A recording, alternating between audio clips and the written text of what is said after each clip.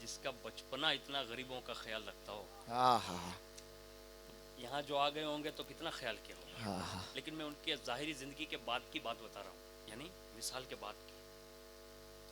एक खातून गई मज़ार शरीफ पर, उस ज़माने के अतबार से औलादे नहीं थी, अपने शौहर के साथ गई, अरीज़ा पेश किया, वापस आ गई।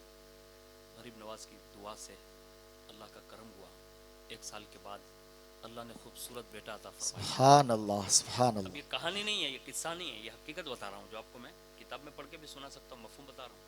तो वो वापस मतलब जब बच्चे का जन्म हो गया, वो अय्याम गुजर गए, तो अपने शौहर से कहा एक काम करते हैं। कहा क्या? कहा जिनकी दुआ से मिला है ना उनको दिखा लाते हैं। हमारे यहाँ सैकड़ों केस ऐसे हिंदुस्तान में होंगे, मुस्लिम और गैर मुस्लिम समेत सबके। डॉक्टर मना कर देते हैं, कह देते हैं कि अब तुम्हारे यहाँ दोनों में कोई भी प्रॉब्लम नहीं है, उसके बावजूद भी औलाद नहीं हो सकती, या प्रॉब्लम हो तो फिर भी नहीं हो सकती, मतलब मना कर देते हैं अब औलाद नहीं होगी। सालों साल बीत जाते हैं, चंद महीने या चंद छठियाँ या चंद रजब के महीने, या घर बैठे बैठे बहनें भी कह देना कि गरीब नवाज ये मेरा चमन कब तक उजड़ा हुआ रहेगा, आप इस आंगन में कोई गुलाब डाल दो ना, कसम खुदा की मेरा सुल्तान वहां से सुनता है। हाय हाय बेशक। और 18-18, 20-20 सालों के बाद गरीब नवाज के करम से और अल्लाह के फजल से उस घरों में बाकायदा औलादे नसीब हुई है। सुभान ये अल्लाह। सैकड़ों किस्से हैं, लेकिन ये जो मैं बता रहा हूँ ये किताबों में हकीकत है कि बाकायदा वो गई और वापस पलट आई। बेटा जब थोड़ा बहुत चलते फिरते मतलब खिसकने लगा तो कहा चलो इसको लेके चलते हैं।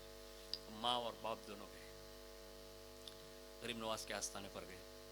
अब उस वक्त वो फैसिलिटियाँ ना रही हो जैसी आज है, और जो मतलब सेफ्टी है, तो उस दरमियान ये बच्चा जो था ना वो थोड़ा बहुत चल फिर सकता था, तो उसने खिसकते खिसकते औलिया मस्जिद, जो आपने नाम सुना होगा, करीब में ही है सामने, मतलब साइड के उसमें, वहाँ कुछ मज़ारात हैं आज भी। और जैसे वहाँ करीब होते होते, अब कब्र शरीफ ऐसी ही होती है, मतलब ऊँट के कोहन की तरह, वो उस ज़माने में इतनी बड़ी नहीं होती थी, छोटी छोटी होती थी। वो जाके छलांग लगा ली, मतलब बैठ गया, और बैठने के साथ बच्चा बच्चा होता है, कहाँ पेशाब फिर दे ये तो कोई नक्की नहीं है ना।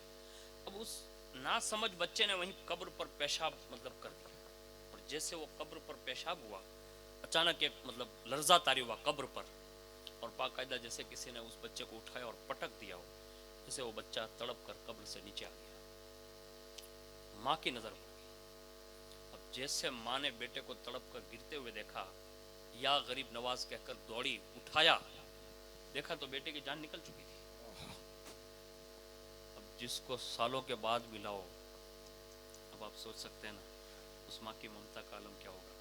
लेकिन वाह उस खातून की अज़्म और हौसला और हिम्मत पर कुर्बान, उसने किसी तबीब के पास जाने की जसारत नहीं की, उस बच्चे को उस कब्र से उठाया, ऐसे घूम कर दरबारे गरीब नवाज की चौखट पे ऐसे डाल दिया, और हाथ जोड़कर कहा महाराज आपने ही दिलवाया था, वापस गांव जाऊंगी, और ये अगर इस हालत में गया ना तो लोग कहते थे दिया तो था फिर वापस भी लिलवा लिया। यानी लोग ये तारीख न बयान करें, अब यहां से उस वक्त तक न हटूंगी जब तक के इसमें दोबारा जान नहीं आ जाती।